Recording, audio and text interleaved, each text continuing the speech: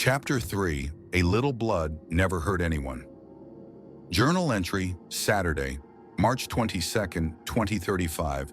Deer Harbor, Washington, 3:33 a.m. Except for my obsessive thoughts and the dreaded episodes, life was moving along capitally.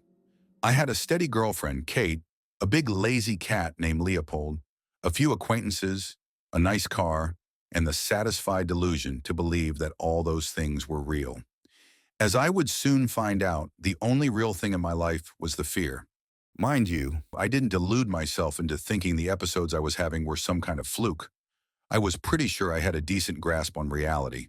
At least, my reality. What I didn't have a grasp on was this feeling that there was something sinister at play that I could not control, and that scared me.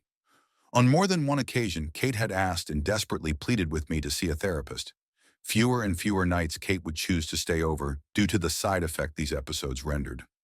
Waking from these terrible fits has started to furnish bruises on my relationship with Kate, both physically and metaphorically.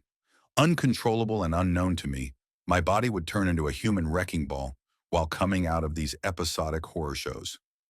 At 3:33 a.m., as usual, I was in the middle of having an episode and caught Kate with an elbow to her nose. This time I awoke not from the sound of my own screams, but from hers. At once I jolted awake to Kate flailing and screeching profanities. "Kate, are you okay?" I said as I fumbled around clumsily in the dark for the lamp. I knocked just about everything off the nightstand, searching for the damn switch. Finally, my muscle memory kicked in and the light switched on and evaporated the cold blackness that saturated the room. My eyes flickered in pain like the shutter of a high-speed camera as they tried to adjust to the violence of the contaminating light. Finally able to get a decent gaze upon the situation, I was in shock. Blood was everywhere. Oh my God. Babe, are you okay? No, I'm not okay. Damn it, Nathan. I can't deal with this anymore. I quickly ran to the kitchen to retrieve some paper towels for her nose, while still hearing a trail of profanities mumbled in the growing distance. I was acutely aware when obscenities would punctuate the incomprehensible cacophony spewing from Kate's lips. I chose to pretend she was saying yuck instead. Kate was a fine woman. She was intelligent, beautiful, and for some reason she loved me. I guess she couldn't be that smart. She was the envy of all my friends, standing 6 feet tall, platinum hair, blazing blue fire eyes which showcased shades of blue that I was sure only existed in her gaze. Kate towered over most people in our circle, but was the perfect height for a lumbering giant such as me. Kate could have easily been a model, but instead she was a civil engineer in the private sector. Rounding corners like a Formula One driver and nearly giving myself a bloody nose in the process, I lurched back into the room to find Kate leaning back in my bed, looking like she was an extra in the movie Carrie. It was pretty horrifying, and blood was not on the list of things I like to remember. It almost looked fake, as if a painting party had gone terribly wrong in that room. I quickly decided to adopt that visual reference instead. "I'm so sorry, babe," I yelled awkwardly and too aggressively, trying to eclipse the soaring fear in my heart with pathetic attempts of adulation. "Here, put this on your nose and keep your head tilted back," I mean it, Nate. she said adamantly. This is the last time. I've stuck with you through all your episodes for months now. And it's only getting worse. Nate, I've tried to help you, but you can't just blast heavy metal for the rest of your life and pretend these problems don't exist. You need to figure this out. Go see a therapist or I'm done. She said as the glazing of tears rested reluctantly in the corners of her eyes. The heavy metal she had referred to was what I called my 2 minutes of hate. It was my own Orwellian solution for dealing with my obsessive thoughts and also the aftermath brought on by these strange episodes. My obsessive thoughts threatened permanent residence in my mind. I had no control over these thoughts. By pure chance, I had discovered a way of dealing with my compulsion. Heavy metal. I would eradicate the intrusive thoughts in my mind with a dose of heavy metal. I knew it was strange. My neighbors must have thought the same, but it worked. Often, I would sit in my car, windows rolled up, and play at full volume some heavy metal du jour. Currently, a band called Mudvayne had a song called Dig that was doing the trick. 2 minutes seemed to be all I needed to alleviate my symptoms. I would exit my car and return to the world feeling oddly refreshed and absolutely devoid of any compulsive thoughts, for a time at least. I understood 2 minutes of hate uniquely. I had read Orwell's 1984 in my youth, and that concept had always eluded me until now. What benefit was there in screaming profanities at an enemy you could not see, and for all you knew did not exist? Having my own form of 2 minutes hate, I was able to deeper reflect on the essence of it. In effect, I realized it was less about the outer party members expressing their hate toward another, and ironically more about dealing internally with their own suppressed fear and pain, and that is exactly what I was doing. Kate seemed as if she had graduated from not staying over to possibly breaking up with me, but she was right. She had stayed with me through everything. It was more than I deserved. I get it, babe.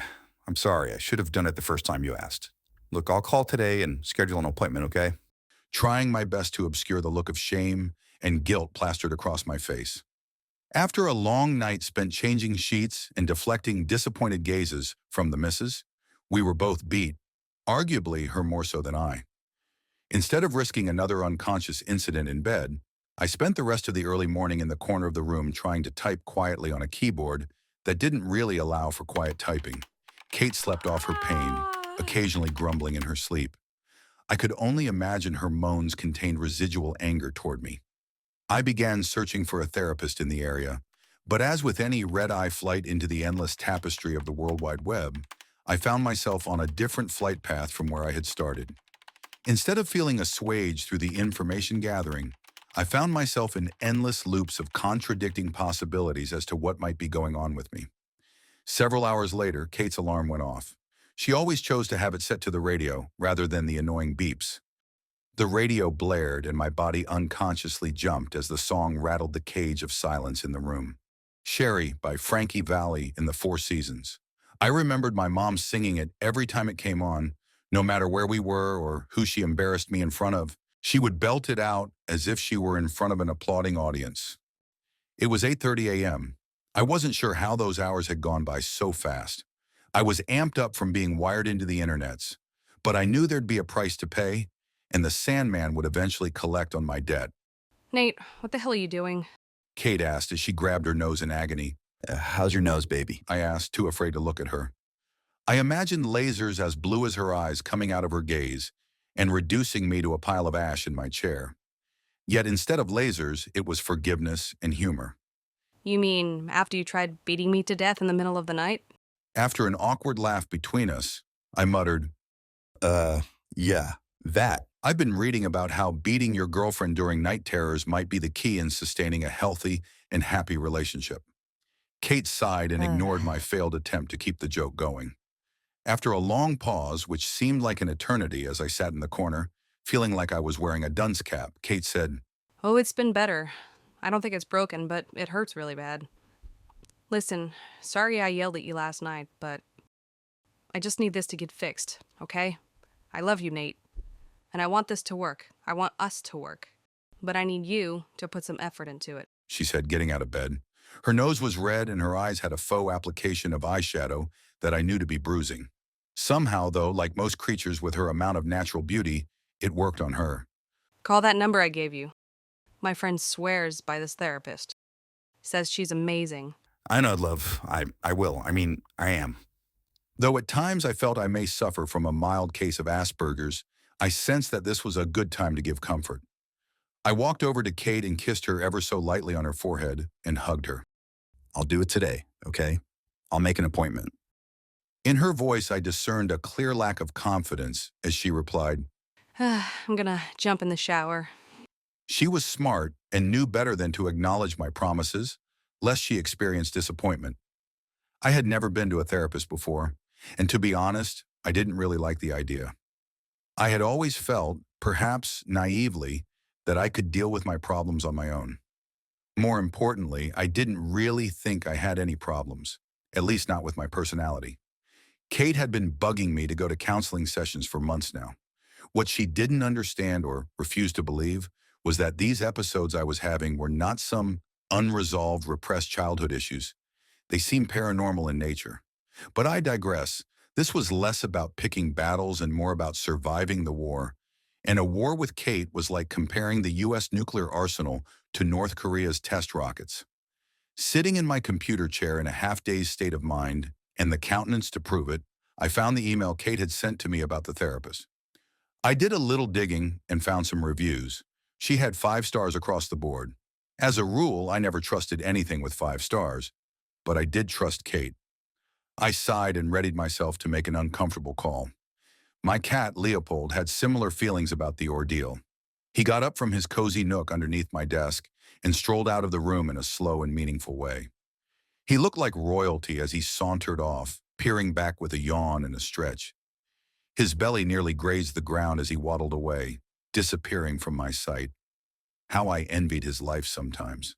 No bills to pay, no job to attend, no girlfriend to force him into therapy, and no one to tell him otherwise, except me, of course. Well, Dr. Carrington, I hope you're prepared to be underwhelmed.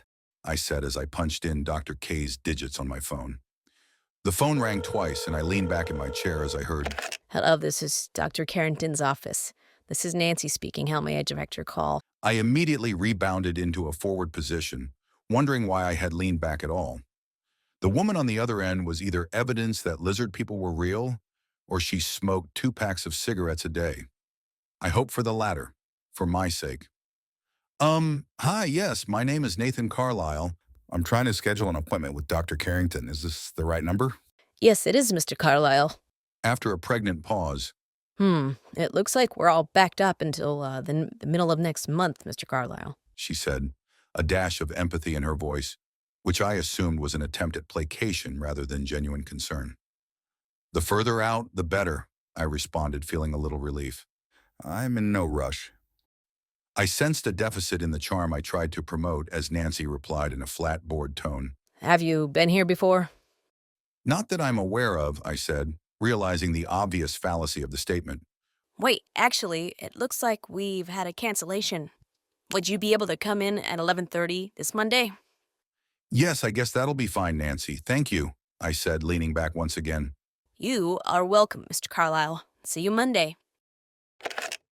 I'd know come Monday whether she was a reptile or a heavy smoker, or perhaps both.